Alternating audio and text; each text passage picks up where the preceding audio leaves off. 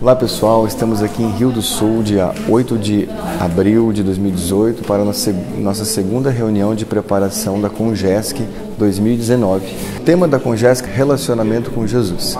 Para estudar esse primeiro tópico, que será o foco do dia de hoje, nós, na parte da manhã, faremos uma exposição geral sobre este tópico e em seguida abriremos para algumas reflexões. E na parte da tarde analisaremos algumas passagens do Evangelho que estão relacionadas com este subtema do nosso tema geral.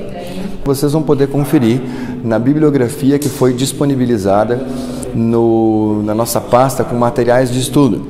Essa pasta pode ser acessada num link que nós podemos colocar aqui no vídeo.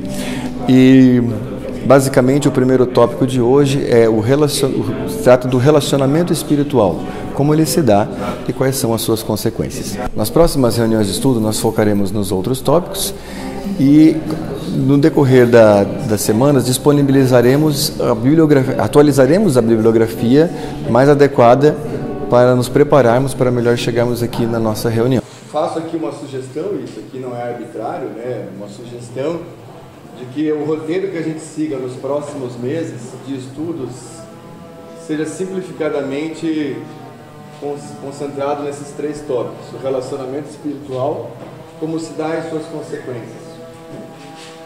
Aqui, num segundo momento, não um segundo momento, mas um outro tópico seria estudar a pessoa Jesus, o Espírito Jesus.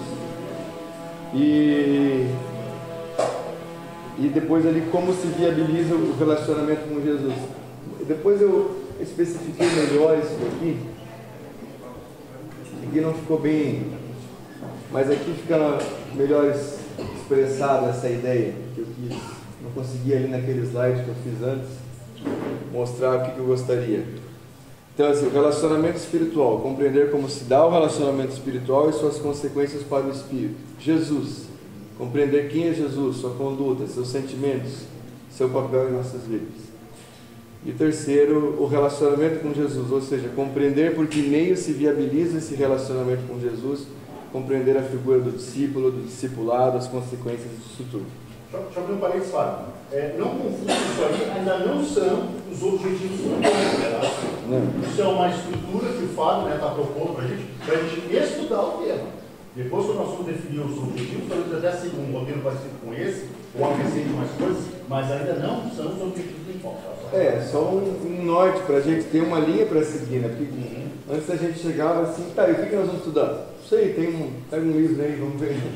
Então agora a gente procura fazer algo mais pensado antes, né?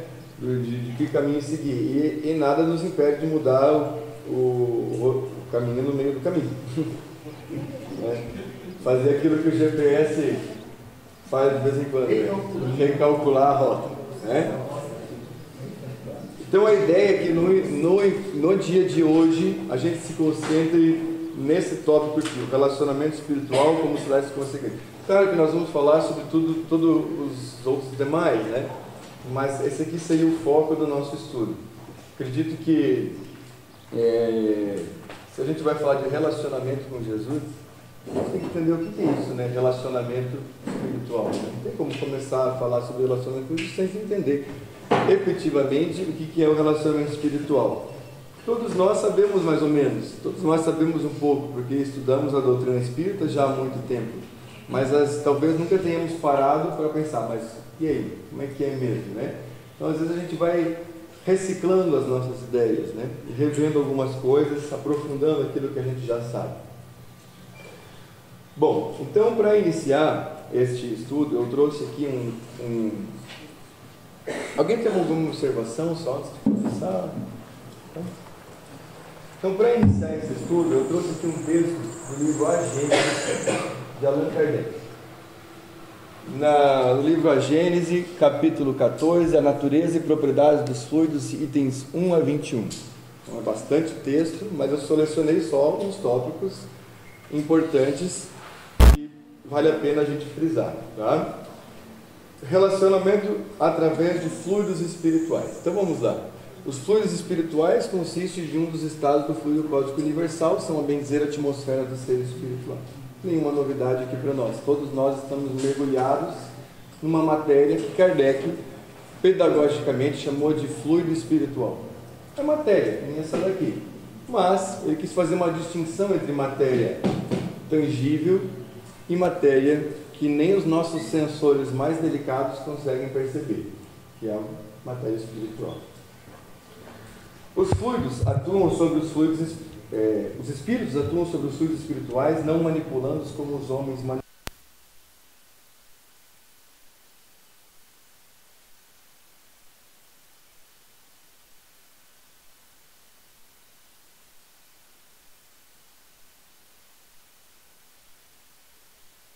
Pensamento, como diria Leon Denis na sua obra O Problema do Ser, do Destino da Dor, uma das coisas mais importantes a serem estudadas pelo homem é o pensamento. Uma força do espírito, né? Ou melhor, ele surge de uma força do espírito, que são os sentimentos. Os sentimentos, eles geram aquilo que a gente chama, geram alguma coisa que a gente não compreende muito bem, uma força que vai manipular esses fluidos que estão à nossa volta e deformá-los ou modificá-los, dirigi-los. Então é possível tocar nisso só com o pensamento. Só com o pensamento é possível tocar nessa matéria fluídica que nos cerca, se utilizando dessa força, uma força da alma.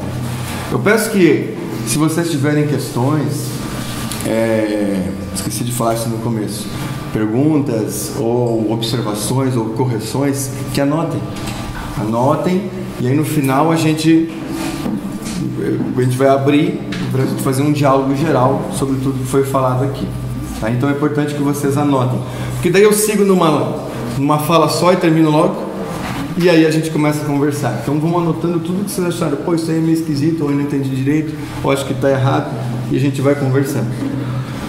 Bom, algumas vezes essas transformações resultam da nossa intenção, outras são produto de um pensamento inconsciente. Basta que o espírito pense uma coisa para que esta se produza.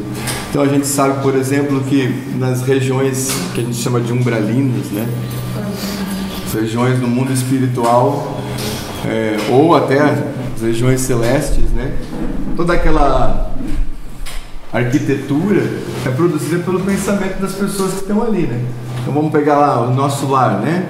Aquelas trevas, aquelas montanhas, aquelas árvores retorcidas, aquela lama. Quem colocou aquilo ali? As pessoas que estão ali. Como? Inconscientemente, com seus pensamentos, fruto dos seus sentimentos. Aquilo ali se produz automaticamente. É uma projeção da mente de quem está ali construindo aquele ambiente. Então o pensamento, ele cria, constrói as coisas, manipula a matéria, para o bem e para o mal, como nós vamos ver. Sendo os fluidos o veículo do pensamento, este atua sobre os fluidos como o som sobre o ar. Eles nos trazem o pensamento, como o ar nos traz o som. Então, além de poder manipulá-los, nós podemos direcioná-los, inconscientemente ou conscientemente. Então, esta matéria que foi transformada aqui pelo meu pensamento, eu posso lá, jogar lá para o Gabriel. Vai na direção dele. Certo? E para os confins do universo. O pensamento é mais poderoso na sua forma de expansão do que a luz. Muito mais. Tanto que os espíritos evoluídos, né? Que se querem se transportar daqui para Júpiter, eles só fazem assim. Eles estão em Júpiter, certo? É na velocidade do pensamento. O seu perispírito fica aqui e ele aparece em Júpiter, e com a matéria espiritual de Júpiter ele molda o seu perispírito lá. É assim que nos ensinam os espíritos, né? Que o perispírito só pode ser feito da matéria fluídica que cerca o mundo que você vive, né? Então, estou lá, claro que um espírito inferior não consegue nem sair do umbral, vai sair da Terra, né? Vai para Júpiter. Mas enfim, o pensamento, ele tem essa velocidade quase que instantânea. Vamos lá.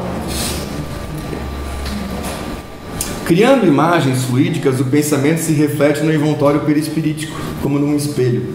A primeira coisa que a gente faz involuntariamente com a força do pensamento é moldar o perispírito. E a gente faz isso involuntariamente porque nós estamos há milhões de anos projetando o nosso corpo espiritual nos diversos estágios da evolução, desde o mineral, vegetal, animal, como nos propõem os espíritos, né? Então eu moldo meu perispírito automaticamente, né? O sistema, as organizações moleculares, celulares do meu perispírito são automáticas, porque eu já estagiei em vários níveis da evolução e já moldo meu perispírito automaticamente. Mas não é só isso. Toma nele corpo e aí, de certo modo, se fotografica. Desse modo é que os mais secretos movimentos da alma repercutem no envoltório fluídico, que uma alma pode ler na outra alma, como num livro, e ver o que não é perceptível aos olhos do corpo. Então é aí que os espíritos podem, então, por exemplo, olhar para a gente e saber o que a gente está tramando, não é? Porque isso, se eu estou aqui planejando, né, em passar uma rasteira em Marcos Túlio, né? Então os espíritos já vêm antes disso acontecer em mim, no meu corpo espiritual. É difícil entender, parece que tem um filminho aqui em mim, não sei, não dá para entender muito bem como é que é isso, mas eles conseguem ver aquilo que a gente está mentalizando, né? Daí eles vão antes ali, dão um passo em mim e tudo se resolve. Marcos Túlio, que é tranquilo ali, pode que não vai rolar, certo? Então aquilo que a gente pensa se reflete no nosso corpo espiritual, é possível ver isso, né? Sendo esses fluidos o veículo do pensamento e podendo este modificar-lhes as propriedades, é evidente que eles devem achar-se impregnados das qualidades boas ou más dos pensamentos que os fazem vibrar, modificando-se pela pureza ou impureza dos sentimentos. Então é aquilo que a gente acabou de comentar, é uma frase que está lá que enfatiza aquilo que eu também acabei de comentar aqui sobre a qualidade do nosso sentimento refletir a qualidade do nosso pensamento e a atmosfera fluídica na qual a gente está envolvido e que a gente está emitindo.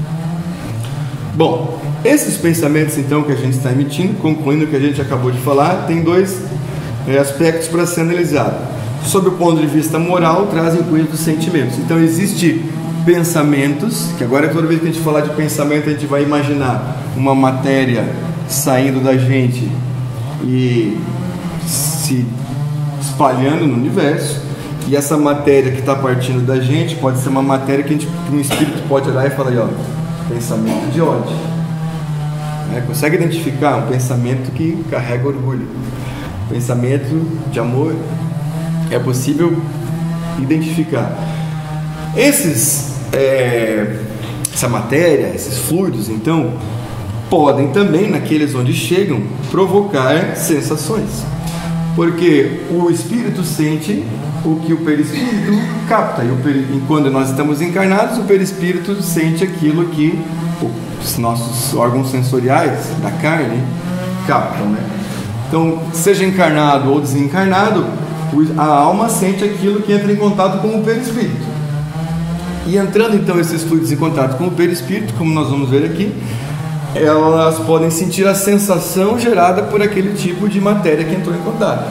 Então o pensamento de ódio pode se gerar, vai me gerar, chegou aqui em mim, vai me gerar uma sensação. O pensamento de amor é a mesma coisa, pode me gerar uma sensação, pode, não é que vai, pode me gerar uma sensação excitante, irritante, reparadora, calmante. Isso aí são as palavras que o Kardec utilizou no seu texto. Isso aqui é texto de Kardec mesmo, tá? Ele concluindo que ele vinha aprendendo, né, com os espíritos esses anos todos, ele foi lá na Gênesis e fez esse texto aí. É um tratado.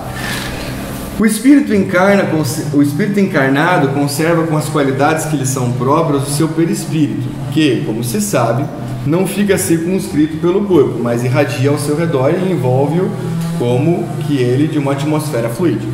Beleza. Tudo que a gente já comentou até aqui.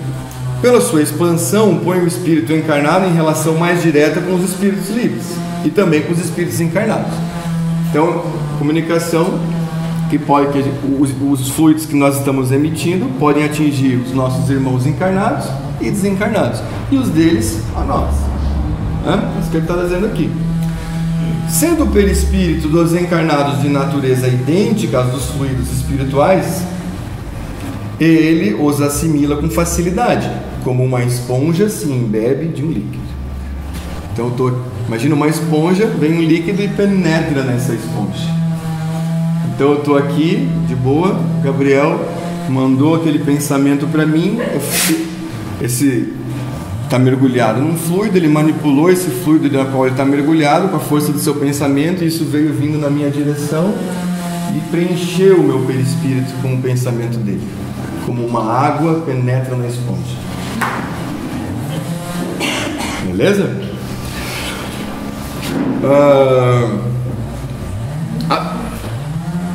É o quarto, né? Atuando esses fluidos sobre o perispírito, este, a seu turno, reage sobre o organismo material, como que se acha em contato molecular. Se os eflúvios são de boa natureza, o corpo ressente uma impressão salutar. Se são maus, é penosa. Mandou um pensamento bom para mim, me preencheu aqui, eu senti, pô, coisa boa. Mas mandou um pensamento de ódio, preencheu aqui, e eu senti uma coisa ruim, né? Mas como fugiremos da influência dos maus espíritos que pululam em torno de nós e por toda parte se insinuam sem ser vistos? Então eu não quero receber esses pensamentos de ódio, não quero sentir essa sensação ruim. O que fazer? Os fluidos se combinam pela semelhança de suas naturezas. Os dessemelhantes se repelem. A incompatibilidade entre os bons e os maus fluidos, como entre o óleo e a água. Olha que analogia perfeita, né? Então, mandou o óleo aqui, mas o óleo não mistura com água, então esse óleo não consegue penetrar na esponja, não é? Não consegue, porque não há compatibilidade. Então, se não há compatibilidade de natureza desses fluidos, desses material, eles não se misturam, e eu nem sinto. E o inverso também, né? Se vier o bom e eu estou na esponja do mal, a água do bem também não penetra, né? A invasão, pois, dos maus fluidos cumpre se opõe aos fluidos bons. E como cada um tem no seu próprio perispírito uma fonte fluídica permanente, todos trazem consigo o remédio aplicado. Ora, com as suas qualidades, as do perispírito, guardam relação com as da alma, importa se trabalha melhorá-la, pois que são as imperfeições da alma que atraem os espíritos maus. A conclusão de Kardec é que nós precisamos ter bons sentimentos para termos bons pensamentos, temos um perispírito com essa mesma natureza, e então ficaremos imunes a fluidos negativos e abertos a fluidos positivos. Estaremos incompatíveis com esses fluidos negativos e compatíveis com os fluidos positivos. Aqui uma questão de O Livro dos Espíritos, é a questão 257, é um texto bem longo também, de Kardec, mas eu peguei só 3 parágrafos para a gente analisar. É o ensaio teórico da sensação dos espíritos. Está falando lá sobre sensações do espírito, um baita de um texto de Kardec, maravilhoso, mas eu peguei só uns 3 parágrafozinhos aqui, ó. Então aqui, ó, eu até botei em parênteses, ele está falando dos espíritos de perispírito mais denso quando desencarnados. Está falando dos espíritos desencarnados. E nós aqui desencarnados, o que a gente sente? Percebem os nossos sons e odores. Nossos de quem? De nós encarnados, né? Os desencarnados percebem os nossos sons e odores. Não, porém, apenas por uma parte limitada de suas individualidades, conforme lhe sucedia quando vivos. Pode-se dizer que neles as vibrações moleculares se fazem sentir em todo o ser, ou seja, penetra no corpo inteiro, os fluidos vão penetrando pelo perispírito inteiro, então ele sente pelo perispírito inteiro. É difícil para a gente entender como é que a gente pode enxergar pelo corpo inteiro, ou sentir cheiros sentir cheiro pelo corpo inteiro, ou escutar pelo corpo inteiro. É esquisito isso para nós, mas é o que acontece. Mas disse desde que pelo perispírito é que as sensações agradáveis da mesma forma que as desagradáveis se transmitem ao espírito, sendo o espírito puro, inacessível a umas, deve ser igualmente às outras. Se eu vejo pelo perispírito, se eu escuto pelo perispírito, sinto cheiro pelo perispírito, sinto coisas agradáveis e desagradáveis pelo perispírito, daqui a pouco, se eu sou um espírito puro, então eu não vou sentir nada, porque o perispírito de um espírito puro quase que não existe. E aí? Então não vai sentir nada. É o que Kardec está falando aqui. No entanto, assim é de fato com relação às que provêm unicamente da influência da matéria. Essas sensações que eles não vão sentir são as que vêm da influência da matéria. Daí ele abre um porém. Os sons dos nossos instrumentos, o perfume das nossas flores, nenhuma impressão lhes causa. Entretanto, ele experimenta sensações íntimas de um encanto indefinível, das quais ideia alguma podemos formar, porque a esse respeito somos quais cegos de nascença diante da luz. É possível sentir coisas que não vêm pela influência da matéria, que não vêm de fora. Se não vem de fora, vem de dentro. É uma inferência que a gente está fazendo aqui, certo? Muito bem, vamos seguindo.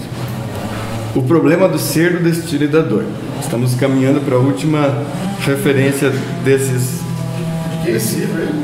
Leon Denis, nosso querido Leon Denis, capítulo 15. Aqui tem vários capítulos que é aqueles que eu mandei para a bibliografia lá. Aqui é no capítulo sobre a vontade.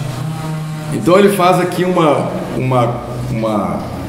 observação que inclusive o pessoal que estuda psicologia também vê esse tipo de organização na alma, de organização psicológica na alma, né? Há em toda a alma humana dois centros, ou melhor, duas esferas de ação e expressão. A alma se expressa através de duas esferas de ação e expressão, sendo que uma estaria dentro da outra, mais ou menos essa a imagem que ele faz para a gente tentar entender. A exterior, mais externa, manifesta a personalidade, o eu, suas paixões, suas fraquezas, sua mobilidade, sua insuficiência. A interior é imutável, sede da consciência, fonte da vida espiritual, templo de Deus em nós. É somente quando o centro de ação interno domina o externo, quando os impulsos do interno nos dirigem, que se revelam nossas potências ocultas, que o espírito se afirma em seu brilho e beleza. É por ele que estamos em comunhão com o Pai que habita em nós, segundo as palavras do Cristo. Então, a todo momento a gente se manifesta pela essa esfera mais externa, e a interna ela fica ali. Como é que ela não se manifesta? Ela se manifesta pouco, ou quase nada. Ela está ali. A gente está... Olha ali o que ele diz, ó. É somente quando o centro de ação interna domina o externo, quando os impulsões do interno nos dirigem. Então quem nos dirige? A do interno, a do externo, a esfera externa, a esfera do eu, das paixões, das fraquezas. Ela que gera os nossos impulsos, ela que motiva os nossos atos, os nossos pensamentos. É a partir dela que a gente está se expressando para o universo. E é somente quando a interna se manifesta, ou melhor, quando ela domina a externa, quando a externa está subjugada pela interna, é que a gente começa então a cumprir com aquilo que Cristo propõe ali, como ele vai dizer na sequência. Vamos lá, vamos seguindo, ver se isso aqui fica melhor entendido à medida que a gente avança. Sobre a superfície do eu, isso aqui já é em outro capítulo, já que ele está falando do sentido íntimo, já peguei um outro parágrafo que tem conexão com esse anterior. Sobre a superfície do eu, essa mais externa, agitada pelos desejos, esperanças e temores, está o santuário sob, ou seja, abaixo dessa esfera do eu, né? Está o santuário que encerra a consciência integral, calma, pacífica, serena, o princípio da sabedoria e da razão, de que a maior parte dos homens só tem conhecimento por surdas impulsões ou vagos reflexos entrevistas. Todo mundo sente assim, pô, tem uma coisa diferente, né? Ou quando sente aquela paz, alguma coisa, mas só sentiu, né? Pô, uma paz, uma emoção, daí passou. Todo o segredo da felicidade, da perfeição, está na identificação, na fusão em nós desses dois planos ou focos psíquicos fundidos. A gente está falando nesse novo capítulo aqui, mais ou menos com outras palavras que ele disse antes. A causa de todos os nossos males, de todas as nossas misérias morais, está na sua oposição. Então, quanto mais a gente aproxima esses centros, mais feliz. Quanto mais a gente afasta eles, mais infeliz. Ele está dizendo aqui. Vamos ver se faz sentido isso. Então tá, então eu quero acessar esse centro interno da alma, beleza? O que nos impede de acessar o centro interno da alma? Ainda Leon Denis, agora no capítulo que fala sobre a dor. Ele diz assim: cada qual queria refazer e embelezar a vida à sua vontade, adorná-la com todos os deleites. A tendência geral consiste em fecharmos no estreito ciclo do individualismo, do cada um por si. Certo? Que a gente está acostumado a fazer, é uma obviedade para todos nós. Menor esforço, tranquilidade, conforto, prazer, sofrer, dor, que isso? Você tá louco? Sai com isso daí para mim, em cima de mim. Por essa forma, o homem abate-se, reduz a estreitos limites tudo quanto nele é grande, tudo que está destinado a desenvolver-se, a estender-se, a dilatar-se, a desferir voo, o pensamento, a consciência, uma palavra, toda a sua alma. Os gozos, os prazeres e a ociosidade estéril não fazem mais do que apertar esses limites, acanhar nossa vida e nosso coração. Então a ideia é a seguinte: como a gente está na esfera externa e a esfera externa ela está conectada com tudo que vem de fora, a esfera interna está para nós prestarmos mais atenção naquilo que está dentro. Quanto mais atenção a gente der que está para fora, a gente não vai conseguir prestar atenção no que está dentro. Então, mais ou menos, se tu tem que olhar para lá e tu está prestando atenção lá, tu não vai conseguir entrar em contato com o que está ali. São direções antagônicas.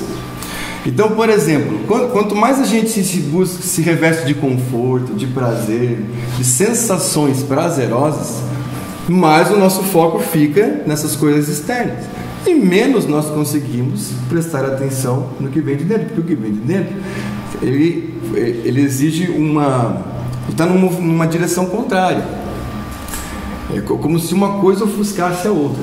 Então por isso que ele vai dizer, os gozos, os prazeres e a ociosidade estéril não fazem mais do que apertar esses limites. Que limites? Acanhar a nossa vida e nosso conhecimento. Que limites? Aquilo que ele disse aqui em cima, ó. Reduz a estreitos limites tudo quanto nele é grande, ou seja, o nosso pensamento, a nossa consciência, numa palavra, toda a nossa alma, ela tem que se conectar com esse núcleo interno, com esse conteúdo interno. Quanto mais a gente foca naquilo que está externo, mais difícil vai ser a gente conectar com aquilo que está interno. É um raciocínio simples, não sei se é difícil. Bem claro. Muito bem.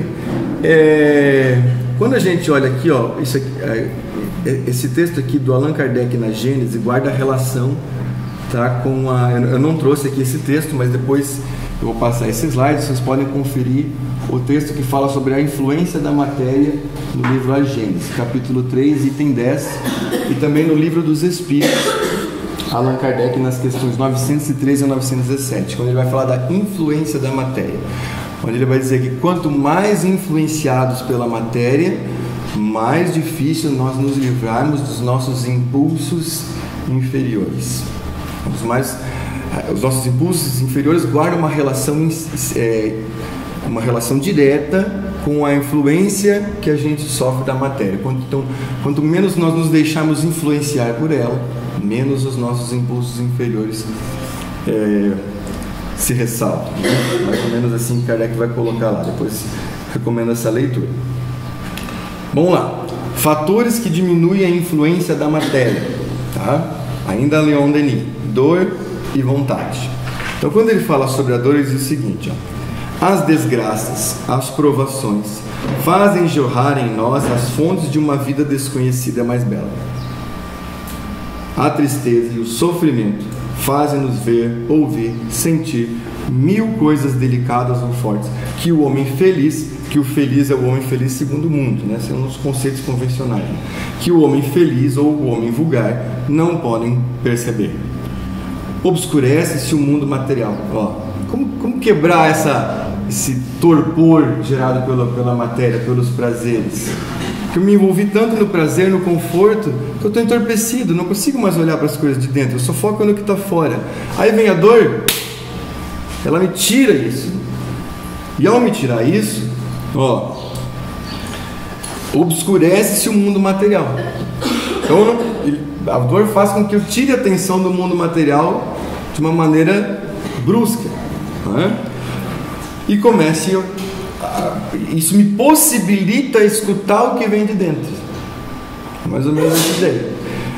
Ainda nós vamos ver lá no livro Boa Nova, Jesus falando para Maria Madalena: somente as almas que caíram profundamente conseguem fazer silêncio para ouvir o chamado de Deus. Tem tudo a ver com isso daqui.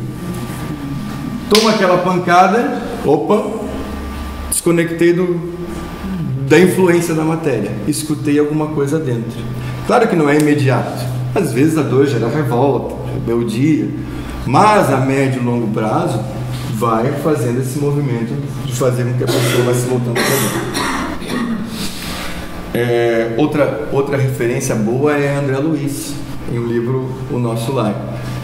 No Nosso Lar não, no segundo livro, Os Mensageiros, onde começa ele comentando da transição que ele passou logo depois do desencarne. Ele comenta assim, que ele, enquanto estava lá naquela região umbralina, é como se ele estivesse numa concha, e a dor que ele passou todos aqueles anos na região umbralina quebrou a concha que o impedia de sentir coisas outras, não é? Mais uma vez aqui uma referência que corrobora aquilo que a gente está comentando aqui. Então a dor é uma coisa fantástica, bem-aventurados os aflitos. É incrível que a gente não entendeu isso daí ainda e continua fugindo dela. Não é que a gente tem que buscar ela, a gente não tem que fugir dela. O uso persistente, tenaz dessa faculdade soberana, agora vai falar da vontade.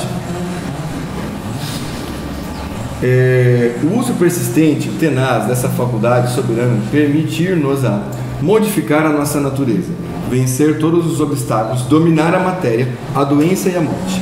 É pela vontade que dirigimos nossos pensamentos para um alvo determinado. Então, a dor é um recurso universal, mas a gente pode acelerar esse processo fazendo um esforço para nos voltarmos. Ou seja, eu posso fazer o esforço de, opa, agora que eu entendi isso, deixa a matéria tá aqui, deixa eu ignorar ela aqui, eu vou fazer um esforço para me converter. Como é que a gente simboliza a pessoa que muda de vida em termos religiosos? Ela se converteu, né? Converter, arrependimento, a palavra arrependimento que está lá no Evangelho, agora até esqueci qual é a palavra, não sei se Paulo está aí. É uma palavra que indica mudança de direção. Sim, é acertar o alvo. Acertar. A ideia de pecado, né? Pecado é errar o alvo. Errar o alvo. Errar o alvo. Errar o alvo. Então, o arrependimento. Armatia. Isso é pecado. Errar o alvo. Essa palavra certa. Mas o arrependimento é uma outra. Eu acho que é metanoia, se eu não me engano. O arrependimento é metanoia, mudança de pensamento, mudança de direção. São esses os sentidos. A pessoa se converteu. Então ela estava olhando para cá, agora ela olha para cá. Não é? Essa é a força, é a força da vontade. Como utilizar a vontade para... Não quer dizer que se você utiliza a vontade não tenha dor. A dor sempre vai ter, porque ela é maravilhosa. Senhor, dura essa palavra, quem poderá ouvi-la? Ela é maravilhosa, né? Ela sempre vai ter, mas a vontade, ela é maravilhosa também. E como utilizar a vontade para acessar o centro interno da alma? Primeiramente, aí algumas dicas aqui do Leon Denis, tá? Tá falando ali na disciplina do pensamento e reforma de caráter. Eu estou indo e voltando nos capítulos que eu fui pegando parágrafos assim e conectando as ideias. Primeiramente, regular a vida física, reduzir as exigências materiais ao necessário, a fim de garantir a saúde do corpo, um instrumento indispensável para o desempenho de nosso papel terrestre. A primeira coisa é um corpo são, sem exageros. Aqui entra uma alimentação regulada, sem exageros, sem drogadições, a própria utilização do sexo, como nós estudamos bastante para os encontros regionais aqui agora, utilizar de uma maneira saudável, regular a vida física, certo?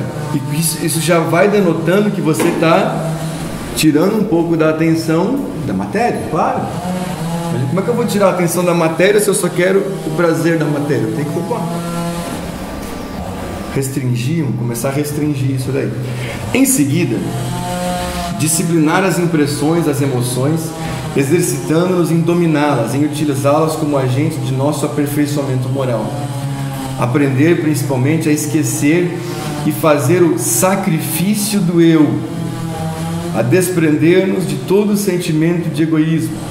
A verdadeira felicidade neste mundo está na proporção do esquecimento próprio.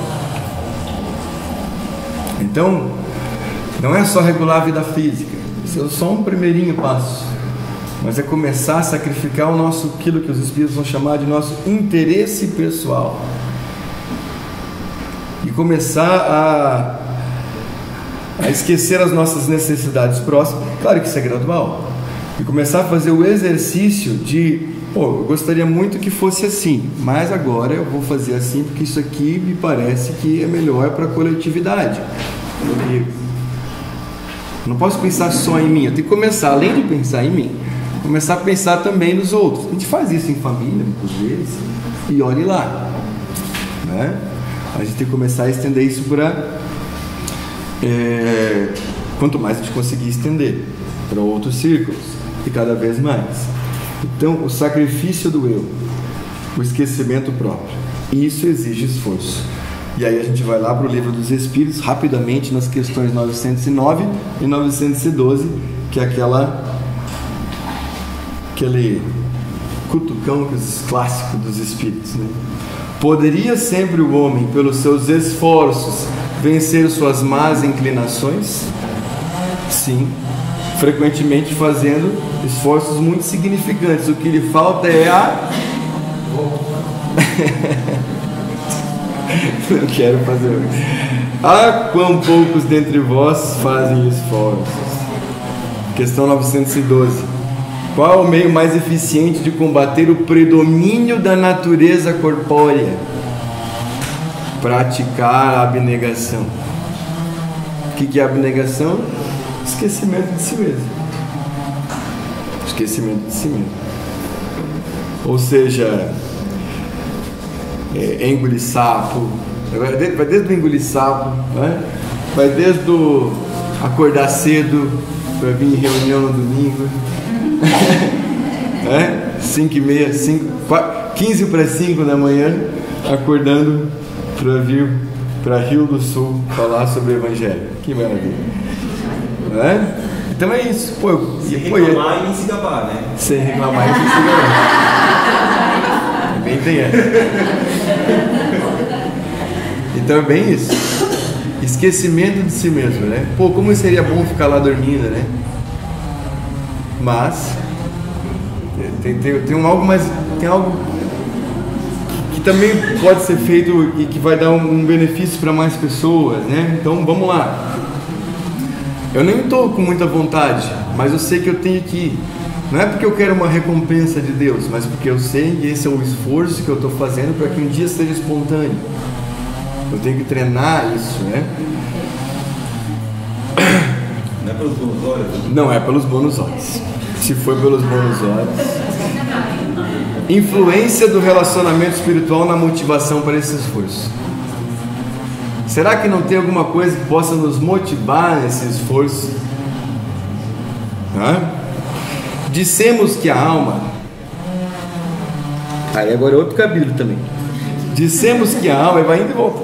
Dissemos que a alma oculta profundezas onde o pensamento raras vezes desce, porque 1000 objetos externos ocupam-no incessantemente.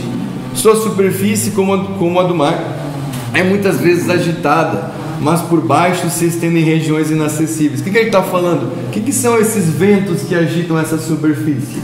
Os pensamentos que vêm de fora. E como a gente não se disciplina, não se cuida, não vigia, não ora, não faz higiene mental, chegam os pensamentos que vêm de fora e a gente, opa, vamos nessa, vamos todo mundo junto nessa onda coletiva. Quase sempre nossos pensamentos passam constantemente de um a outro assunto. Passamos raras vezes por nós mesmos. Refletimos os 1000 pensamentos incorrentes do meio que vivemos. Então, é todo mundo se influenciando pro mal, basicamente, né? Nesse mundinho que a gente está vivendo, né? Às vezes até, né, tá na casa espírita de boa e tal, saiu, entrou, se não vigiou, se deixou levar pelas vibrações que vêm do mundo e já entrou na onda do mundo e voltou para a onda do mundo. São os ventos agitando essa superfície externa, né? A palavra é brilhante, mas degenera demasiadas vezes em conversas estéreis, às vezes maléficas. Com isso, o pensamento se enfraquece e a alma esvazia-se. Ao passo que na meditação o espírito se concentra, volta-se para o lado grave e solene das coisas. A luz do mundo espiritual banha com suas ondas. Resumindo, a gente tem que falar menos e ouvir mais. E principalmente ouvir o que vem de dentro.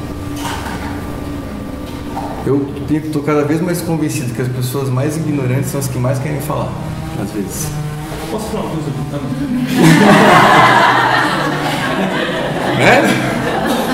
Tem gente que quer dar opinião em tudo. Falar, argumentar, discutir, mas eu não sei.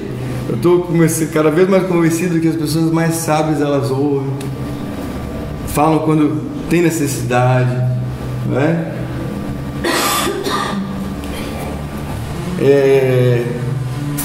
E escutam mais o que vem de dentro. Ele está falando da meditação, da necessidade de meditação. Evitemos as discussões ruidosas, as palavras vãs, as leituras frívolas. Sejamos sóbrios em relação aos jornais, pois isso aqui é século XIX. Olha como é atual isso daqui, Marcos Túlio, que nós conversávamos hoje. Fazendo-nos passar continuamente de um assunto a outro. Se o jornal do século XIX fazia passar de um assunto a outro, tu imagina o Facebook. Torna o espírito ainda mais instável, a gente se desestabiliza. Gente, a gente já tem dificuldade de disciplinar o pensamento. Aí a gente se joga no meio de uma onda de pensamentos turbulentos que não dá conta. Vivemos numa época de anemia intelectual. Eu não sei se isso aqui não foi uma previsão do futuro, que é causada pela raridade de estudos sérios, pela procura abusiva da palavra pela palavra, da forma enfeitada e outra, e principalmente pela insuficiência de educadores da mocidade. Não mudou nada. Eu acho que a gente tem que ir para casa sempre aqui e vou pensar. Calma que vem mais. Gente, isso aqui é o que nós estamos vivendo agora. Isso aqui. Ô Fábio, desde o século XIX o homem não... Vamos ver, depois nós vamos conversar. Parece que nós estamos... Influência do relacionamento espiritual. Continuando. Se meditarmos em assuntos elevados, na sabedoria, no dever, no sacrifício, nosso ser impregna-se pouco a pouco das qualidades do nosso pensamento. Eu estou pensando nessas coisas, fazendo um esforço para pensar nisso, devagarinho o meu pensamento vai mudando e o meu perispírito vai mudando, aquilo que os espíritos chamam de uma psicosfera, né, vai se formando em volta de mim, de acordo com essa qualidade. É por isso que a prece improvisada, ardente, o impulso da alma para as potências infinitas tem tanta virtude. E aí eu recomendo a leitura, num outro momento, de O Evangelho segundo o Espiritismo, Ação da Prece, Transmissão de Pensamento e Maneira de Orar. Fantástico esses textos. Ação da Prece, Transmissão do Pensamento é de Kardec e Maneira de Orar, se eu não me engano, é a Instrução dos Espíritos. Todos no mesmo capítulo. É bom viver em contato pelo pensamento com os escritores de gênio, com os autores verdadeiramente grandes de todos os tempos e países, lendo, meditando suas obras. Olha ali agora, botei em negrito. Impregnando todo o nosso ser da substância de sua alma. Quando a gente lê Emmanuel, a gente impregna a nossa alma de Emmanuel, daquilo que, claro, guardadas as devidas proporções, a gente pega um pouquinho mais da qualidade do pensamento de Emmanuel e coloca no nosso pensamento, porque a gente está lendo Emmanuel. A gente não vira, o pensamento não é igual, não tem a mesma qualidade que o Emmanuel, mas começa a ir naquela direção. As radiações dos seus pensamentos despertarão em nós efeitos semelhantes e produzirão com o tempo modificações de nosso caráter. Então, joga uma âncora para cima, engato lá no Emmanuel e aos poucos eu começo a sentir o que ele sente, a pensar o que ele pensa, que eu estou conectado com ele. Claro que existem níveis de conexão. Pode ser um nível sutil, pode ser um nível bem estreito. Chico Xavier, com certeza que tinha um nível bem estreito com o Emmanuel, né? Então vamos lá. Concluindo ali, modificações de nosso caráter pela própria natureza das impressões sentidas, porque quando a gente sente o que ele sente, a gente começa a mudar o nosso caráter, a gente começa a ver as coisas diferentes. Mas peraí, isso aqui está errado. Uma pessoa passando necessidade, peraí, eu preciso fazer alguma coisa. Uma pessoa sendo maltratada, peraí, eu preciso intervir. Porque se ele sente isso diante daquele tipo de situação, ele também começa a sentir. Influência do relacionamento espiritual no mental. Continua. Concentremos, pois, muitas vezes nossos pensamentos para dirigi-los pela vontade, em direção ao ideal sonhado. Meditemos neles todos os dias, à hora certa, de preferência pela manhã, quando tudo está sossegado e repousa ainda à nossa volta. Tenho tentado fazer isso todas as manhãs. Parece que é realmente no silêncio, né? No silêncio da manhã, a gente acabou de acordar, tá tudo quietinho, você faz uma prece, faz uma boa leitura, higiena os pensamentos. E os espíritos, naquele texto do Evangelho segundo o Espiritismo que eu disse, ele diz: a primeira ação do dia tem que ser isso. Tudo que o Leon Denis fala aqui está nas obras básicas. A primeira ação do dia deve ser essa, para qualquer um de nós. É necessário habituarmos-nos a comungar pelo pensamento e pela ação, pelo coração, com os espíritos eminentes, que foram os reveladores, com todas as almas de escola, que serviram de guias à humanidade, viver com eles numa intimidade cotidiana, inspirando-nos em suas vistas e sentir sua influência, botei em negrito, pela percepção íntima que nossas relações comunem desenvolvem. A gente começa a sentir o que eles sentem. Então fica mais fácil eu fazer a minha mudança de direção, porque eles me influenciam positivamente. Eles me dão começo a sentir o que ele sente. Então eu me sinto mais motivado. Isso me dá mais prazer. Não é o prazer mais da matéria, é o prazer do espírito. Entre as grandes almas é bom escolher uma como exemplo. Vocês têm alguma coisa? Entre as grandes almas é bom escolher uma como exemplo, a mais digna de nossa admiração. E em todas as circunstâncias difíceis, em todos os casos em que nossa consciência oscila entre dois partidos a tomar, inquirimos o que ela teria resolvido e procederemos no mesmo sentido. Começamos a entrar no tema do encontro. E a questão clássica do Livro dos Espíritos, questão 625, nos aponta Jesus. Pode-se, de um modo geral, verificar que das almas eminentes se desprendem radiações, eflúvios regeneradores que constituem uma como atmosfera de paz, uma espécie de proteção, de providência particular. Todos aqueles que vivem sob essa benéfica influência moral sentem uma calma, um sossego de espírito, uma espécie de serenidade que dá um antegozo das quietações celestes. O que eles sentem, a gente começa a sentir de novo. E a gente vai se pacificando, vai ficando em paz. Vai ficando mais sereno. E aí fica mais fácil abrir mão da matéria. É muito mais fácil. Não basta crer e saber, é necessário viver nossa crença, isto é, fazer penetrar na prática diária da vida os princípios superiores que adotamos. Todo o poder da alma resume-se em 3 palavras: querer, saber e amar.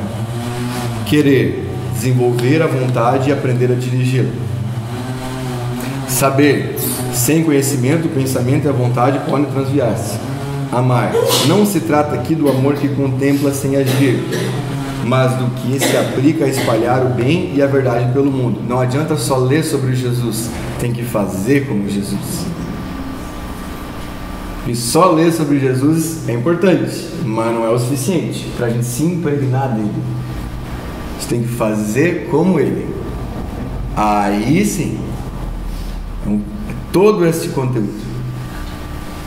A prece do dia, aí agora um texto, 2 parágrafozinhos do Evangelho segundo o Espiritismo, capítulo 6, item 8. A prece do dia é o cumprimento dos vossos deveres. Capítulo 27, primeiro. É o cumprimento dos vossos deveres, sem exceção de nenhum, qualquer que seja a natureza deles. Não é só meditar, direcionar o pensamento, isso também. Mas além disso, o cumprimento do dever. Senão, não conectou, a âncora não grudou lá em cima. No capítulo 6 do Evangelho segundo o Espiritismo, a abnegação e o devotamento, ou seja, a renúncia que a gente faz dos nossos impulsos e a dedicação que a gente coloca no cumprimento dos nossos deveres, são uma prece contínua e encerram um ensinamento profundo. Isso aqui é no capítulo Cristo Consolador, que nós vamos estudar bastante, principalmente na próxima reunião, no mês que vem. E aí eu vou trazer um esquema para vocês. Então, mais ou menos, resumindo o que a gente está conversando aqui, eu pensei num fluxograma aqui de ideias. Regular a vida física, higiene mental, ler sobre Jesus, escolhemos Jesus como nosso guia, certo? Invocar Jesus, imitar Jesus. Esses hábitos nos levam a sentir com Jesus, beleza? Mas o que Jesus sente? Jesus sente o que vem de Deus, é conexão com Deus, tá? Deus, através da sua providência, gera os mecanismos que nos levam inevitavelmente à dor, maior ou menor de acordo com as nossas necessidades. o que nos faz conectar com Deus no centro interno. Então a ideia, vamos dizer o seguinte, antes disso aqui, vamos dizer que começa aqui, ó. Espírito nas trevas, né? Dor, sentiu a dor, bloqueou a influência da matéria, conecta Deus no centro interno. Aumenta a nossa vontade de aprimorar nossa capacidade de fazer isso aqui. Sentir a dor, bloqueio externo, conectei com Deus, opa, quero mais disso. Começa a praticar isso daqui, né? Aí eu começo a sentir com Jesus,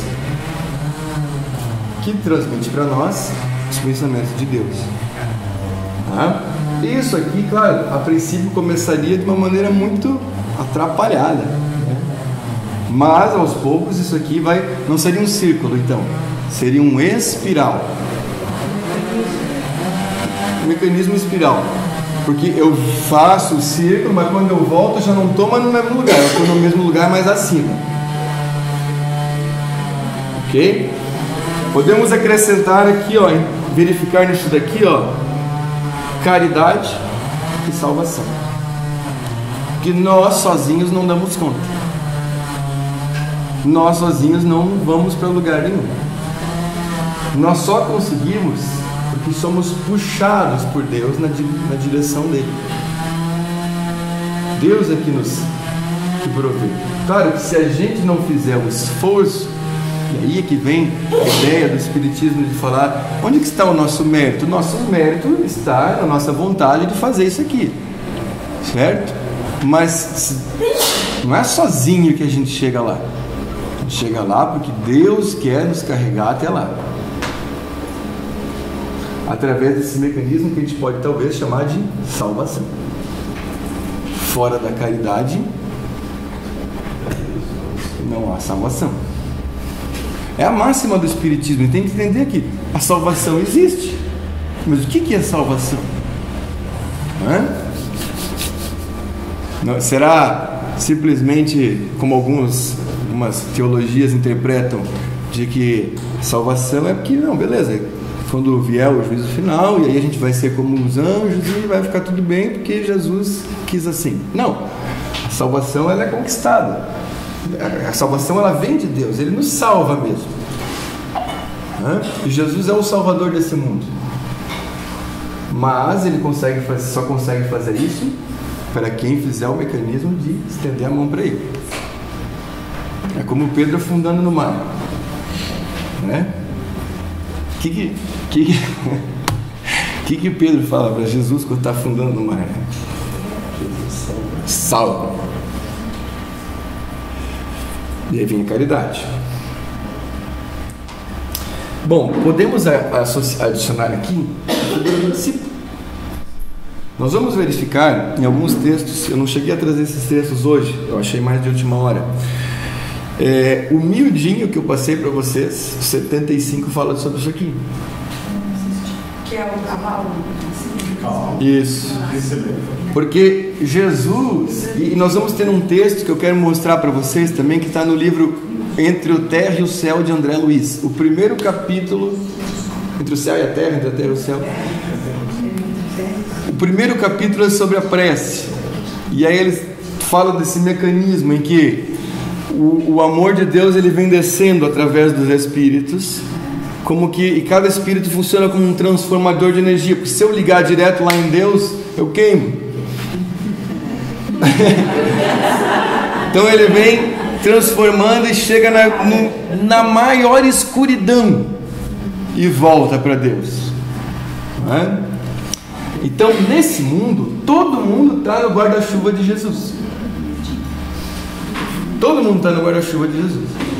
Mas Jesus se utiliza de seus discípulos para chegar nos nossos demais irmãos, em nós, em níveis. Nosso anjo da guarda, e aqui tem um texto que também sugeri para vocês ali na bibliografia, que é o texto sobre o anjo da guarda lá no livro dos Espíritos, do Espírito Protetor ou anjo da guarda, que ele ressalta a nossa importância, a importância desse Espírito Protetor. Ele está no guarda-chuva de outro, mas todo mundo está no guarda-chuva de Jesus. que é um médium direto com Deus. Aqui, eu já começo.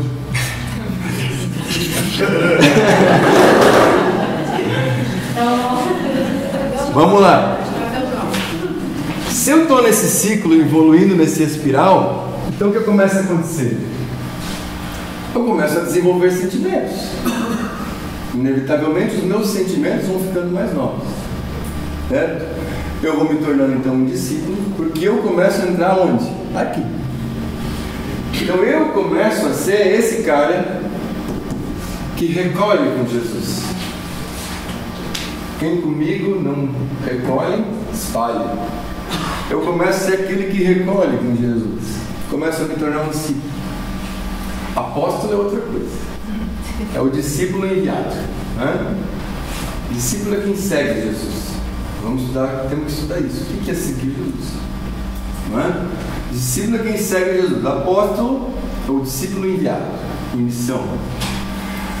Perseguição. Inevitavelmente haverão, então, dificuldades no caminho. Esse miudinho aí que eu passei para vocês também comenta sobre isso.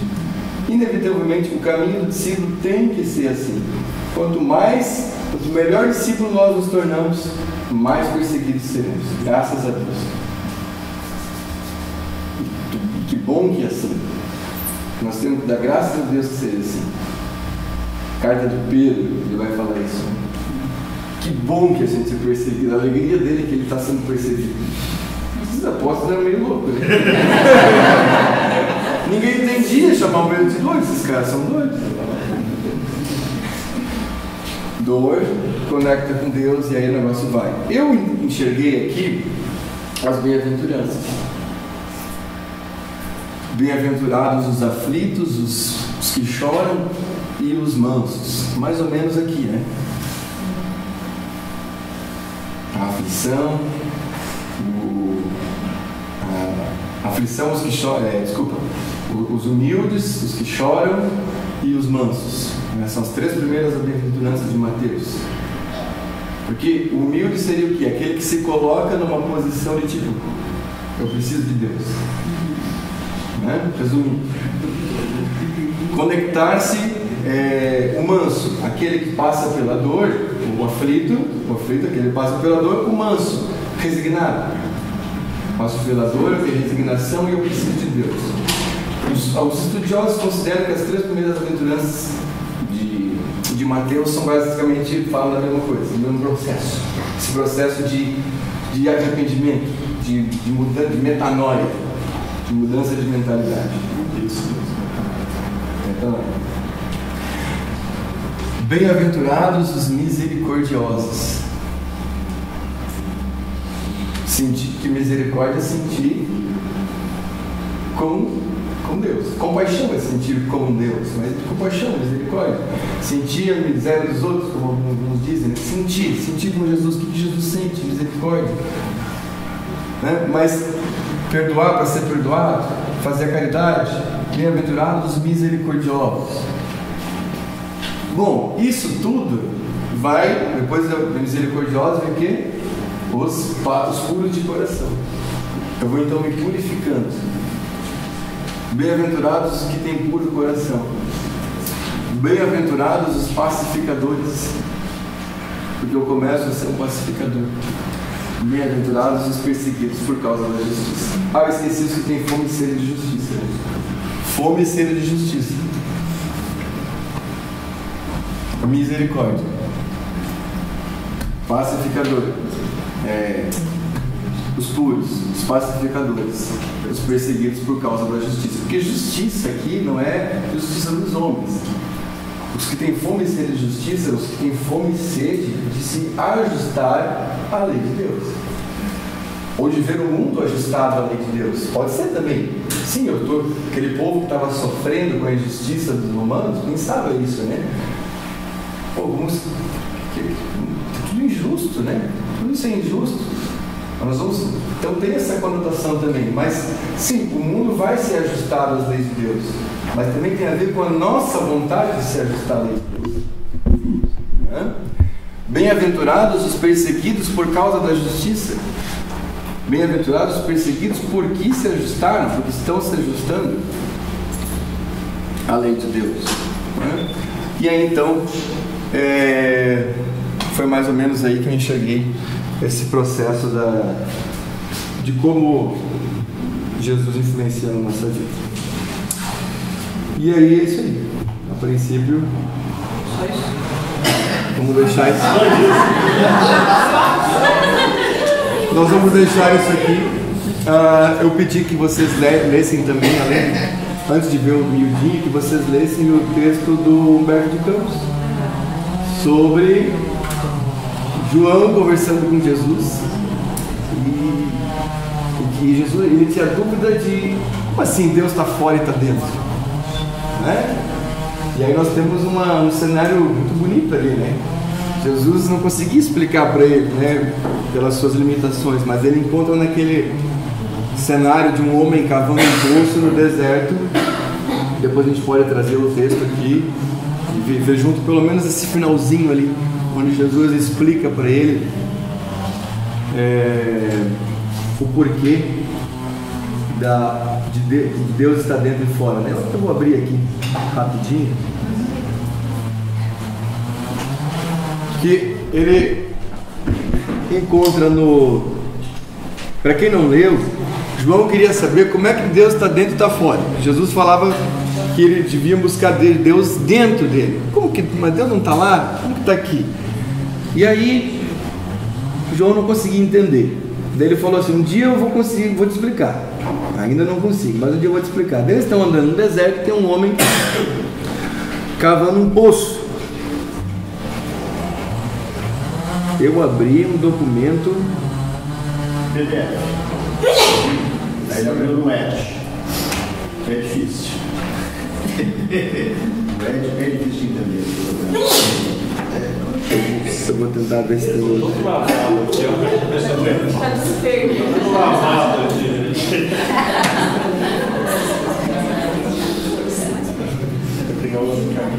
Pode, Val. Ficar no PDF, não? Ficar no PDF. Pode sim. Primeiro lá, primeiro. Isso, amor, isso. Faz o PDF. E aí eles encontram um homem cavando um poço no deserto. Vamos ver lá no finalzinho o que Jesus fala para João sobre aquele homem.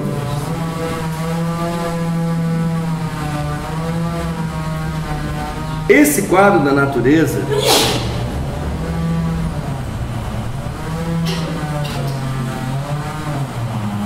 Clica na flechinha aí. Arrasta essa faixinha do lado ali pro lado. faixinha. Tem uma flechinha. Flechinha, Correr, bem na parada de ferramenta. Estou pra cima. Só um pouquinho. Por favor, olha aqui pra mim. A mulher conhece ele. Esse quadro da natureza é bastante singelo, porém é na simplicidade que encontramos os símbolos mais puros. Observa João que este homem compreende que sem a chuva não haveria mananciais na terra, mas não para em seu esforço procurando o reservatório da providência divina, que a providência divina armazenou no subsolo. A imagem é pálida, todavia chega para compreenderes como Deus reside também em nós. Dentro do símbolo, temos de entender a chuva como o favor de sua misericórdia, sem a qual nada possuiríamos. Esta paisagem deserta de Jericó pode representar a alma humana, vazia de sentimentos santificadores. Este trabalhador simboliza o cristão ativo, cavando junto dos caminhos áridos, muitas vezes com sacrifício, suor e lágrimas, para encontrar a luz divina em seu coração. E a água é o símbolo mais perfeito da essência de Deus, que tanto está nos céus como na terra.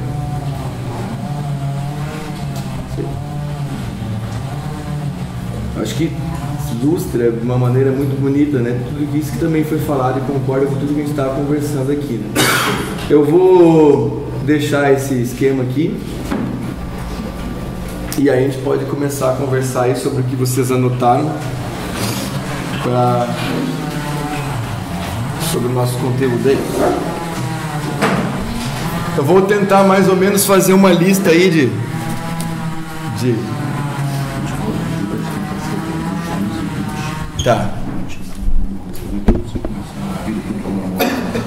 Tá, nós temos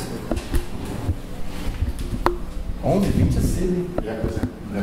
Tá, mas daí a gente vai cedo e volta cedo, né? Essa é essa ideia. Então tá.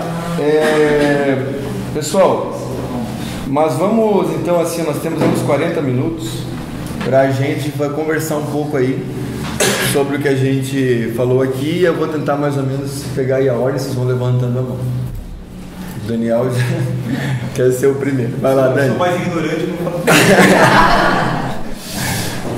Tá, tem algumas questões que eu notei então.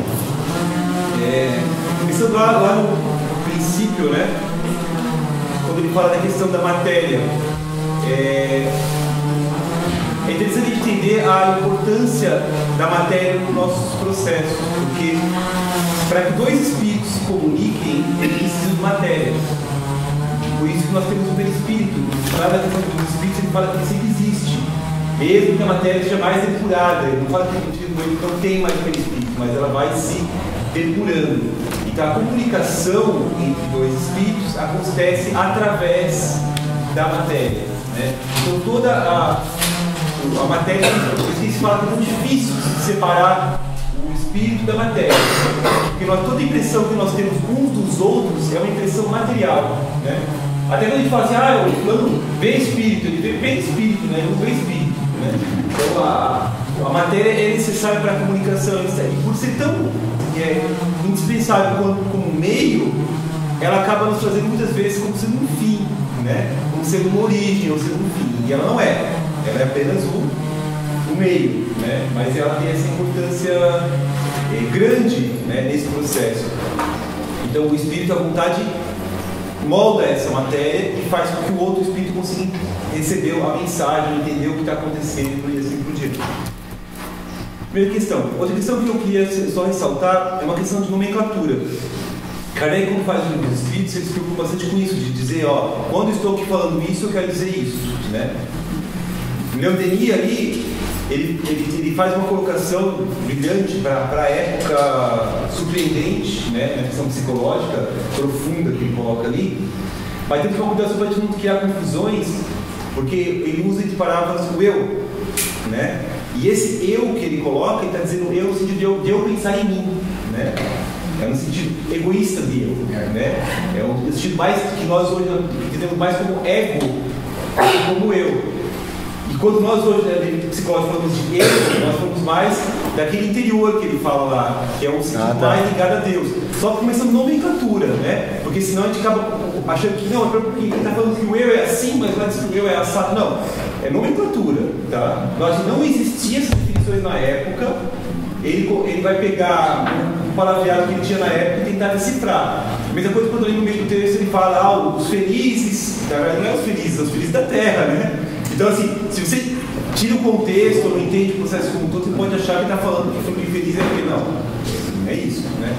Então só para ficar mais claro ali, quando ele fala o eu, na visão atual seria o ego. Quando ele fala o interior, seria esse eu divino, esse eu, né? O espírito em essência, assim por diante. Na questão da meditação, né, a gente muitas vezes tem a pessoa acha que meditando fazendo oração, por exemplo, né?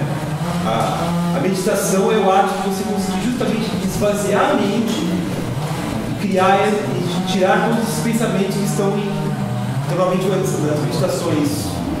Inúmeras formas, aí você fica prestando atenção no canto dos pássaros, numa música da natureza, e alguma coisa que desvia a atenção dos pensamentos e faz uma motosserra e faz com que você consiga entrar mais em contato com essa essência, né, no vazio.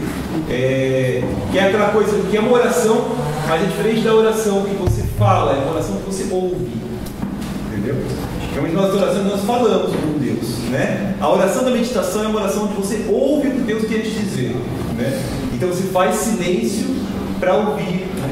Eu lembro que uma época atrás eu estava com um dilema muito grande na minha vida, em várias questões, e eu tinha uma amiga muito grande minha, que é a Sara, e ela falei para ela, Sara, como é que eu faço para conseguir? Então ela falou, Daniel, você tem que fazer silêncio, né? Tem que escutar, você tem que saber o que falar, você tem que estar escutando, né? Então a meditação é esse momento, que você esvazia e tenta entrar em questão. E aí a última coisa que eu anotei aqui é sobre a questão dos tempos atuais e a questão do espiral lá, né? Na própria Gênesis, Kardec coloca lá com os espíritos que nós temos dois movimentos. Um movimento ele é contínuo e gradativo, quase imperceptível, ele coloca lá, né? Então quando eu coloco lá, como é que a gente está desde o século XIX do mesmo jeito? Esse movimento ele é contínuo e imperceptível. A gente está andando nesse ciclo, mas esse ciclo é tão longo que parece que eu não estou andando quase na hora para cima, né? Parece que estou dando volta, né? E o outro movimento ele fala que ele é brusco e rápido, né? Então se a gente for imaginar lá no átomo, quando a gente fala dos elétrons, o elétron está naquela camada quântica, ele está lá naquela camada quântica, ele vai se energizando, parece que ele não sai do lugar, ele continua na mesma camada quântica. Daqui a pouco ele chega a um ponto que ele dá um pulo, e pula a camada de cima. Então essa espiral, ela não é uma espiral também contínua, né? Como na Gênesis ela tem esse ciclo lento e quase imperceptível, e tem um momento que ele dá um salto, né? Que é um momento brusco, que é um momento das evoluções, é um momento das mudanças maiores. Aí depois ele começa de novo esse ciclo quase contínuo e dá mais um salto, ele vai fazendo esse processo. Aí se nós pegarmos a própria Gênesis, Sinais dos Tempos, a gente vai ver o que tem de diferente do nosso tempo para o século XIX. Né? E lá ele coloca bem claramente quais seriam os sinais do tempo. Se nós olharmos lá, aí nós não vemos no século XIX, é bem interessante, nós vemos o tempo atual. Ele fala das ONGs, de outras palavras, né? Vamos lá. Ele fala da internet, é impressionante, mas vocês vão ler o parágrafo lá que ele está falando da internet. Ele fala que todos os povos vão poder não se comunicar, vão poder realizar transações de forma que não tenha mais limitações de espaço, né? Que todas as nações estão ligadas. Quer dizer, se você olhar para hoje, fala da internet, né? Talvez tenha alguma outra coisa também, mas a internet com certeza tem essa questão. Ele fala das leis, que as leis vão ser mais humanas, e se nós olharmos nós temos as leis nossas são mais humanas, a gente ainda não segue as leis. É outra etapa, né? Mas a nossa etapa é ter as leis. Né?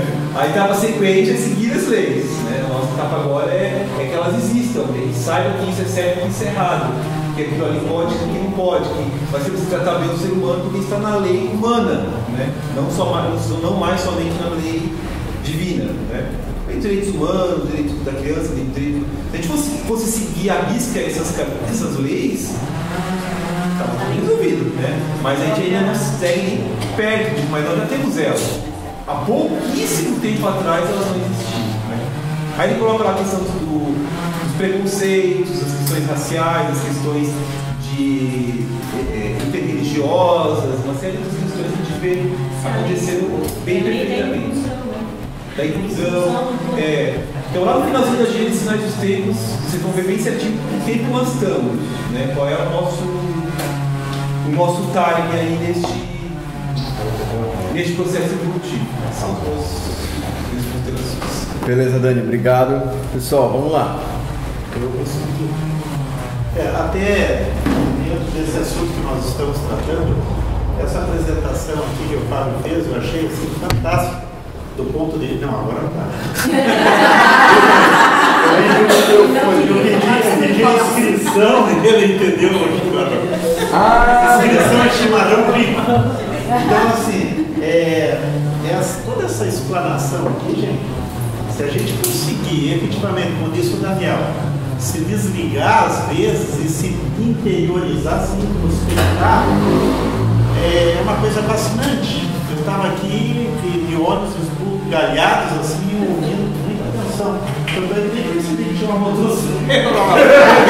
Depois que ele falou, eu fiquei vergonha, que motosserra ele está falando. Então, assim, depende de como nós impulsionamos o pensamento.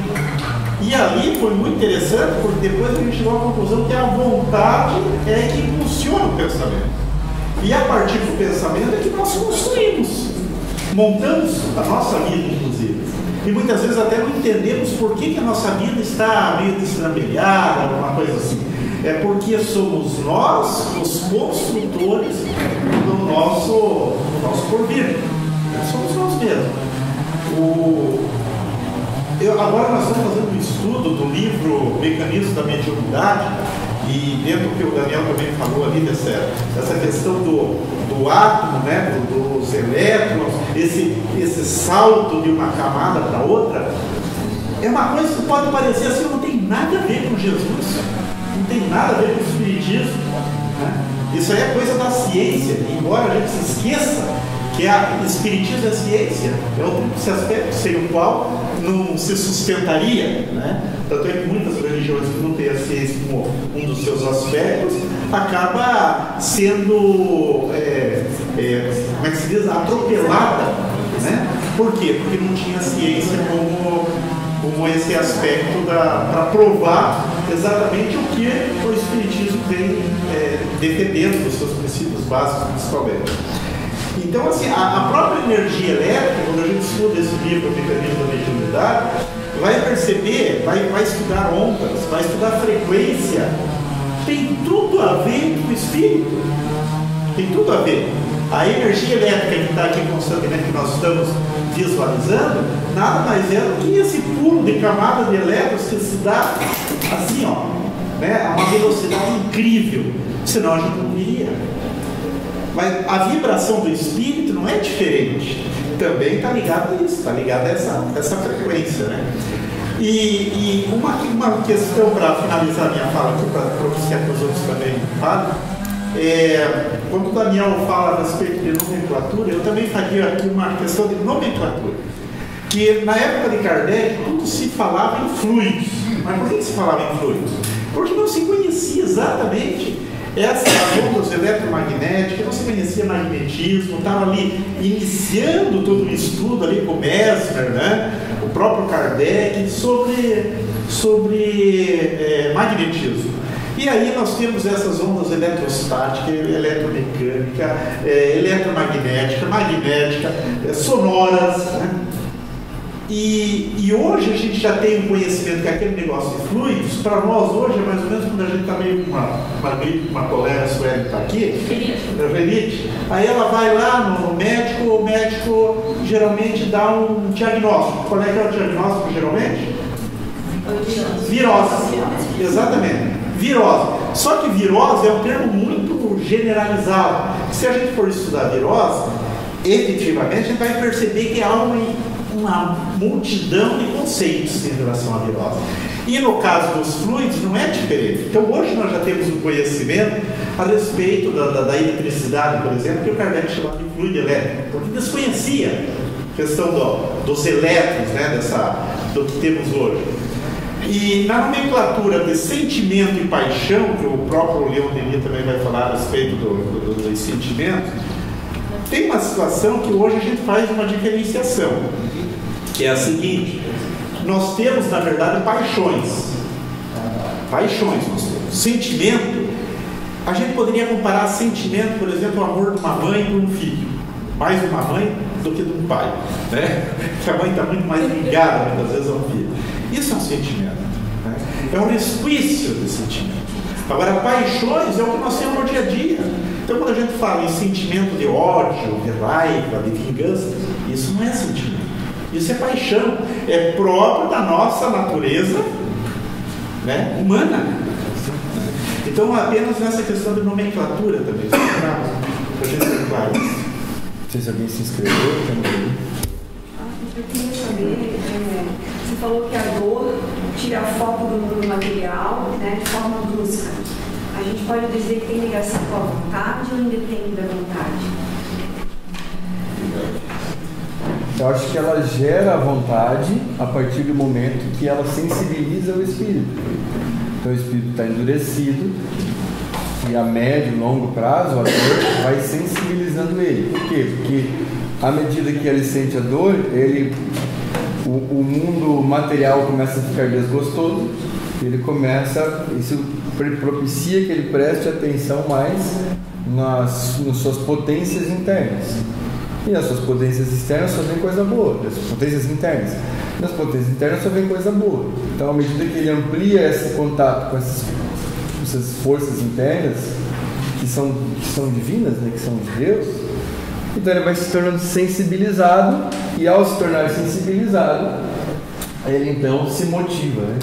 Conecta com Deus e aumenta a vontade de aprimorar a capacidade de começar a fazer essa prática da caridade. Nessa questão da dor e vontade, eu diria que são as duas molas, né? Porque assim, nós temos uma destinação de ser felizes, essa é a nossa destinação, isso é o fim, não tem como fugir disso. Então Deus nos impulsiona para isso. E aí nós temos duas formas de ir para isso, né? Através da vontade que me leva, né? Ou através do sofrimento, né? Aí lógico, então o sofrimento vai me levar para isso, ou vai me levar, a vontade vai me levar a isso, né? Então essas duas molas vão estar impulsionando. Sempre que eu não impulsiono a vontade, né, vem para me impulsionar mais forte o sofrimento. Alheio a isso, de forma independente, nós temos a dor, né? Se eu estou com a vontade plena, a dor me liga à vontade. Se eu não estou com a vontade direcionada, ou seja, ela me impulsiona mais forte pela vontade. Se eu não estou com a vontade direcionada, a dor me liga ao sofrimento, né? Então, a dor é a mesma. A vontade que me leva à mudança e a olhar isso com um olhar ou então ao sofrimento, depende do espírito. De qualquer forma, a dor me desperta alguma coisa, ou a ir para a vontade e a mudança, ou a ir ao sofrimento, né, e ficar nesse outro caminho, que também vai me levar lá. Mas de qualquer forma tem essas duas. É que às vezes, talvez um equívoco de achar que a gente é uma fala que tem no meio espírita, né, que não está nas obras básicas, mas tem. Ou você evolui pelo amor ou pela dor. Mas não é bem assim, você evolui pelos dois. A dor sempre vai existir. Não são excludentes. Sempre vai existir a dor. Existiu para Jesus, não vai existir para nós. A dor não tem nada de errado com a dor. A dor é maravilhosa. E aí é que é difícil da gente entender isso. Por isso que Leon Denis, nesse texto aqui, não mostrei para vocês, mas ele fala: como é difícil convencer alguém que a dor é boa. Eu coloco uma questão com relação a isso, na questão da dor do parto, né? Que as pessoas têm muito medo da dor do parto. A dor do parto é maravilhosa, porque ela não é um sofrimento.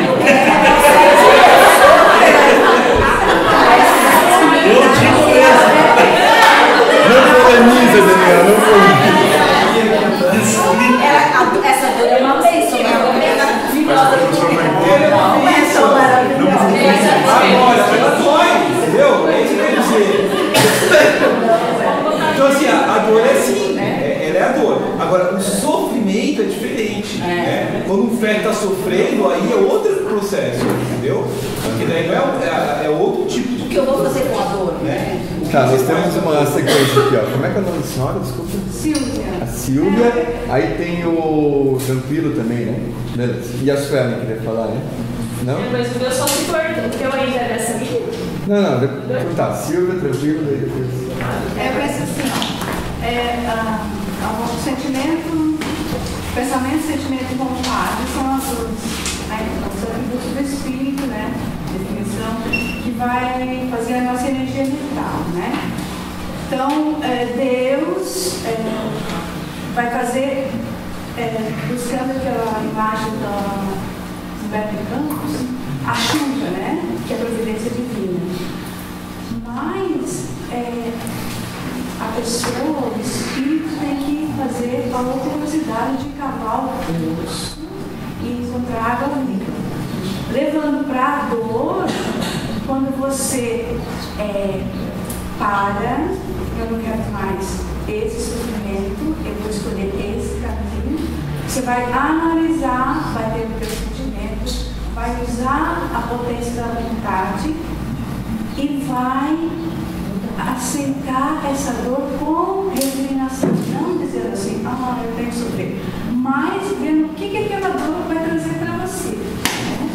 Aí você vai se tornar aquele bem-aventurado aflito que sabe acolher a dor e transformar ela num benefício pelo crescimento. Aí tu encontra a palavra e Tranquilo? Pelo nós temos que ir bem. Muitas vezes tem muitas pessoas que chegam assim a entender errado. Pensa que é dor física. Porque aí o chão esforça, não é muito de dor moral, dor mental, dor espiritual, dor de conhecimento, dor de elevação espiritual. Tem uma imensidade de dores que pode ser incluída junto nessa dor. Essas dores, elas se confundem. A Leona também fala isso. Elas se confundem não só cognitivamente, elas se confundem na sensação. No caso, que como a gente está mergulhado no corpo, a gente realmente uma coisa é a dor física, outra coisa é a dor moral, mas elas acabam se misturando e a gente não consegue identificar o que é o que, né? É dor, né? Mas realmente, quando você cava um poço, não tem como você não sentir dor, porque é difícil. é o esforço. Um esforço, vai dar uma dor aqui nas costas, uma picareta e tal, daí rala uma mão aqui, cria bolha, né? É difícil. É isso aí. Aí você vai lá e faz o que Jesus faz. Quando você faz o que Jesus faz, você gruda nele. E aí se preenche.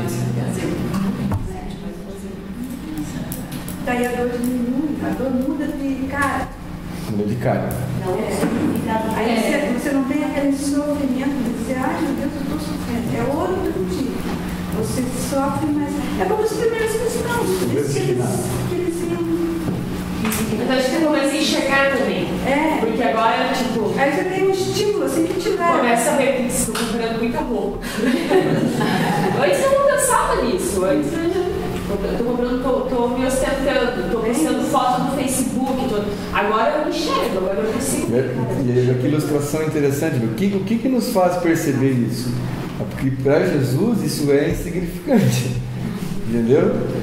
E aí, como a gente está sentindo o que ele está sentindo, a gente fala, isso aqui é insignificante. Jesus está nos subsidiando, né? É uma coisa assim, né? Mas é isso aí. O obsessor não potencializa o que há de mal, Jesus potencializa o que há de bem. Vou dar mais uma metáfora, que o quarto só gostou muito de pegar as metáforas. Vou pegar a metáfora do atleta. Então, assim, a pessoa pode estar andando, sentindo uma dor, e ela está lá, meu Deus, dói minha perna e tal, então ela está nesse processo. O atleta correndo, às vezes você vê na expressão dele que está sentindo uma dor fortíssima e está sorrindo, né? Então, assim, é nesse sentido, quando você transmuta o processo, a dor ela passa a ser menor. Por quê? Porque você está dando menos importância a ela.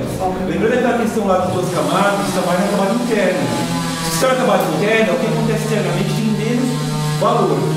Inclusive, já é comprovado na nível cerebral que quando você está mais ligado nas questões transcendentes, as questões físicas doem menos. Estou falando que você acha que dói menos, elas doem menos, né? Então, naquele momento, você sente menos aquele processo porque você está ligado num outro processo, que é o processo de prazer, é o processo de conquista, é o processo acima daquilo. E aquela dor, ela tem menos significativo para ti, cerebral, espiritual, tudo, né? Então, quando você está ligado nesse processo, a dor acontece, mas ela te causa menor importância, e você menor importância. Você não está ligado àquilo, você não está preocupado com aquilo que não está te consumindo, né? Nesse sentido que a gente fala que a dor sempre vai existir, né? Mas a questão é como você está ligado a ela fisicamente, né? Ou você está num processo mais transcendente ao aquilo. Por isso que as dores, quando não são físicas, são as dores que mais doem. Porque normalmente elas estão ligadas justamente às nossas fraquezas espirituais. Elas estão ligadas aos processos que nós estamos mais perdidos na camada externa. E por isso que elas nos afetam muito mais. Né? E nós vamos ver alguns processos obsessivos que entram justamente nisso. Quando a pessoa está no processo que, colocado na Kardec, ela é espírito, está fazendo o seu processo ali de cristão, e ele está olhando tudo que acontece, dissociando conclusões, é como se fosse uma vacina, né? Que é o processo que o desenha ali, é como se fosse uma vacina. quanto mais dor vem para ele, quanto mais dificuldade vem para ele, quanto mais coisas vem para ele, mais ele se envolve. Né? Por isso que chega um momento que os Espíritos Santos param de atacar. Porque eles veem que eles estão atacando e está ficando melhor que atacando. Não, me dá uma parada. Eles tiram o pé um pouquinho. Né? E aí ele começa a fazer o quê? Começa a atacar os que estão em volta, para tentar pela dor que não é física, pela dor moral, pela dor do afeto, pela dor. Quem sabe a gente consegue. Porque na direta começa a ter um efeito contrário, começa a ter um efeito de vacina, e não mais de doença. Né? Por quê? Porque ele está trabalhando nesse mecanismo.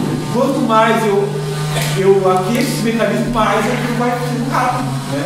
E ele falou, tira um pouquinho o pé porque ela está indo rápido demais, está piorando o negócio, não está funcionando. Né? E aí eles voltam. Agora, quanto mais nós não estamos nesse mecanismo, a gente está num processo mais de camada, mais de superfície, mais essas coisas vêm e a gente cai, a gente por conta delas. E aí, então, depende de como a gente está trabalhando isso. Dani, eu tenho uma dúvida sobre isso que tu falou agora e que eu tinha falado antes. Lembra que tu falou que a gente está nesse aspiral, mas não é assim, a gente dá uma hora que dá um salto.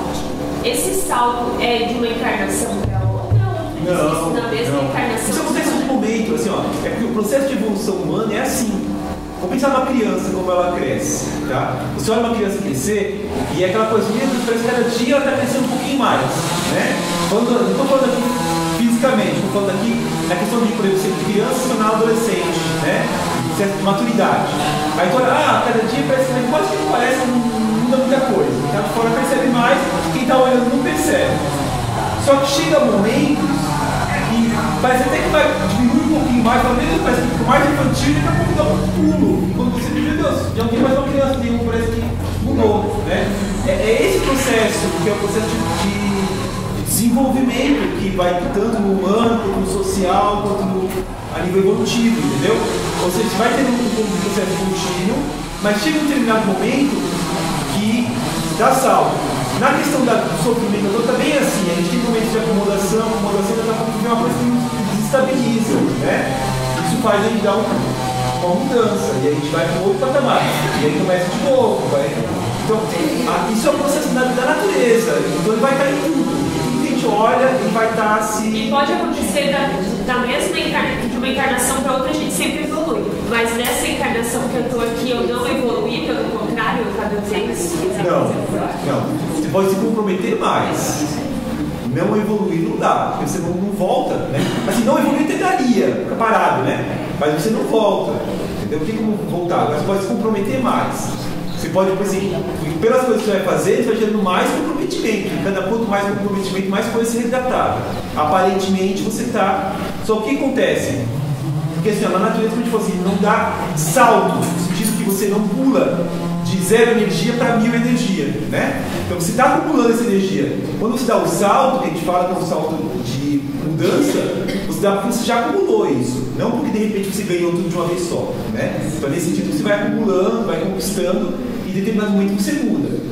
Então assim, o que acontece? Você pode se comprometer mais. Só que como a gente falou isso, não há processo evolutivo, às vezes se compromete, chega no fundo do poço, dá um salto. E esse salto, quanto mais o espírito já andou e já desenvolveu, maior ele é. E aí a gente vai ver, por exemplo, já viu um salto, já viu um Santo Agostinho, né? O cara muito com jogo, com bebida, a mãe dele era católica, estava rezando por ele todo dia, dando conselho, e nada adiantava, e ele vai se perdendo na questão filosófica, vai se perdendo em tudo.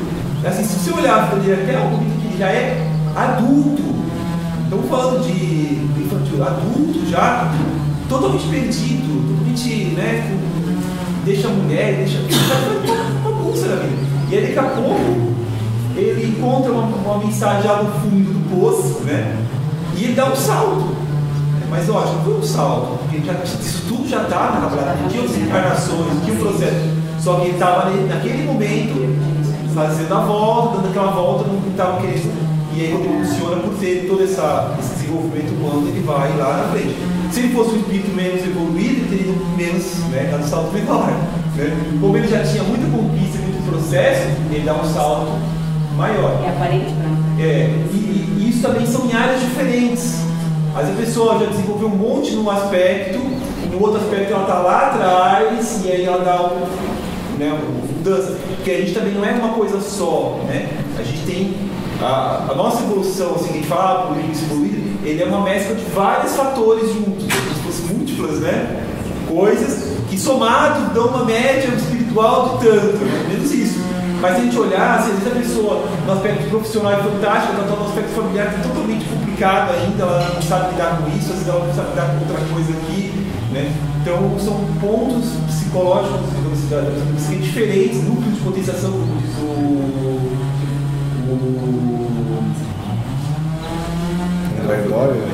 Jorge Andréia, os núcleos de potenciação lá da alma, que são vários, né? E todos eles estão nesse processo de desenvolvimento e nesse espiral, né?